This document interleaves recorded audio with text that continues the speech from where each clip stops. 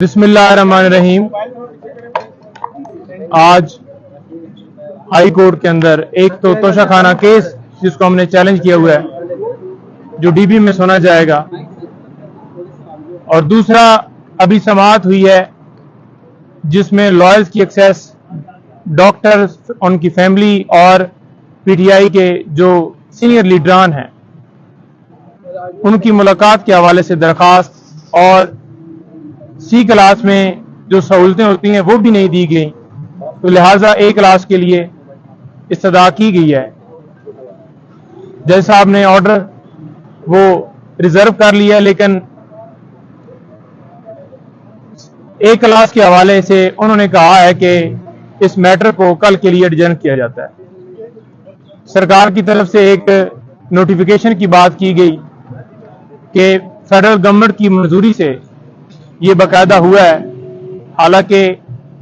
कानूनी तौर पर अडयाला जेल में ऑर्डर थे और वहां पर ही लेके जाना था। सिर्फ इसके अंदर मेलाफाइडी ये थी कि ए क्लास और बी क्लास क्योंकि वहां पर अटक जेल में नहीं है, लिहाजा इस वजह से उन्हें अटक ले जाया गया। गुजारिश ये करता जाऊं कि कल 8 घंटे से भी ज्यादा मुझे हब्से बिजा में रखा गया। एक नोटिस एफआईए की तरफ से मुझे, जो कि मैंने सर्कुलेट होते हुए देखा सोशल मीडिया के ऊपर, एक प्रोग्राम में मैं बैठा हुआ था, वहां पर पहले मुझे पता चला और बाद में मुख्तलिफ पेजेस के ऊपर लगा हुआ था। तो आइन और कानून की बालादस्ती के लिए बगैर किसी हिचकिचाहट के मैं वहां पर पहुंच गया। उनसे गुजारिश की कि इमरान खान साहब से मैंने मिलने जाना है और उससे पहले सुप्रीम कोर्ट और हाई कोर्ट में मैटर्स पेंडिंग हैं, क्योंकि इमरान खान साहब हमारे क्लाइंट हैं और उनके केसेस को हम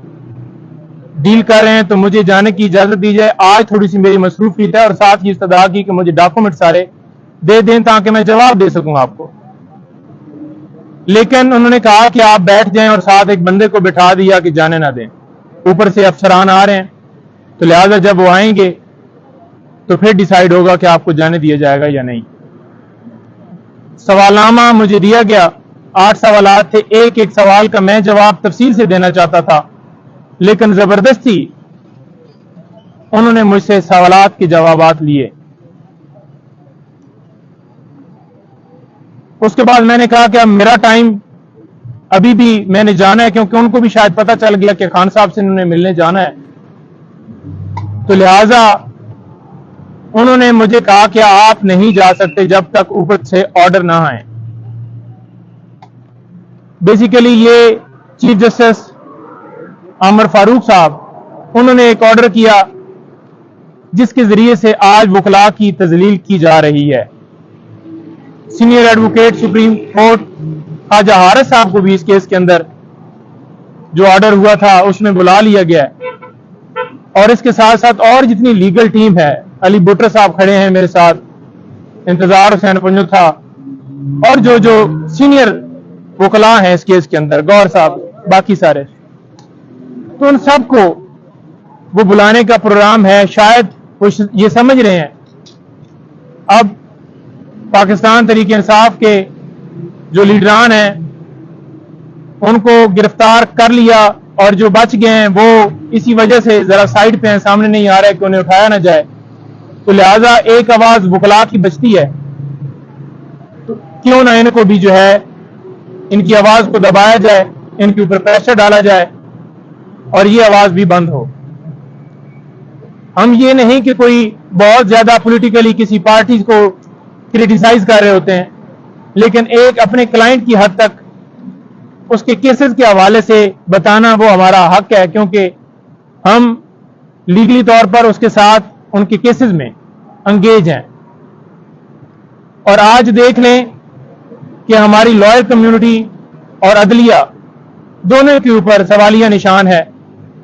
कि हम लॉयर और अदलिया एक दूसरे का हिस्सा हैं, लेकिन अदलिया के हुक्म से और वकला की आगे से खामोशी से ये کبھی بابر اعوان صاحب کے گھر چھاپا مارا جاتا ہے، کبھی بھنڈاری صاحب کو اٹھایا جاتا ہے، کبھی خواجہ صاحب کو بلایا جاتا ہے، کبھی کھوسا صاحب کے گھر فائرنگ ہوتی ہے، اور کبھی کسی خاتون وکیل کو اس کے گھر سے اٹھایا جاتا ہے۔ تو یہاں پر بچت کسی کو بھی نہیں ہے، چاہے کوئی سینئر ہو، جونیئر ہو، خواتین ہو، ینگ مین ہو، ہر ایک کو ہراساں کیا جا رہا ہے۔ تو اعلیٰ عدلیہ سے استدعا ہے کہ اس کے اوپر نوٹس لیں، عمر فاروق صاحب اپنا جو انہوں نے آرڈر کیا ہے اس کو ریویو کریں، اور وکلاء کو یکجا ہو کے یہ جو منظم ایک پلان کے تحت یہ سلسلہ جاری کیا گیا ہے، اس کو بھرپور انداز سے نہ روکا گیا تو یہ سلسلہ بڑھتا جائے گا۔ خان صاحب سے آج ملاقات ہوگی ہماری، اور مختلف جو ان کی طرف سے انسٹرکشن ملیں گی مزید۔ آج توشہ خانہ کیس بھی سماعت کے لیے فکس ہے،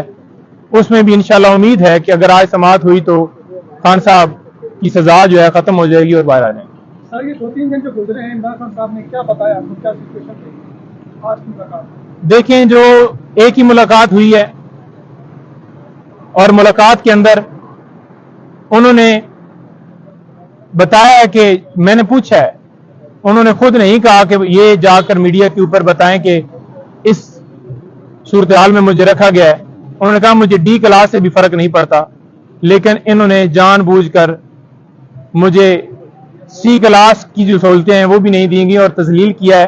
وہ کس طرح سے کہ وہاں پر کیڑے مکوڑے، رات کو مکھیاں، اور وہ سارا سلسلہ میں پہلے بھی بتا چکا ہوں۔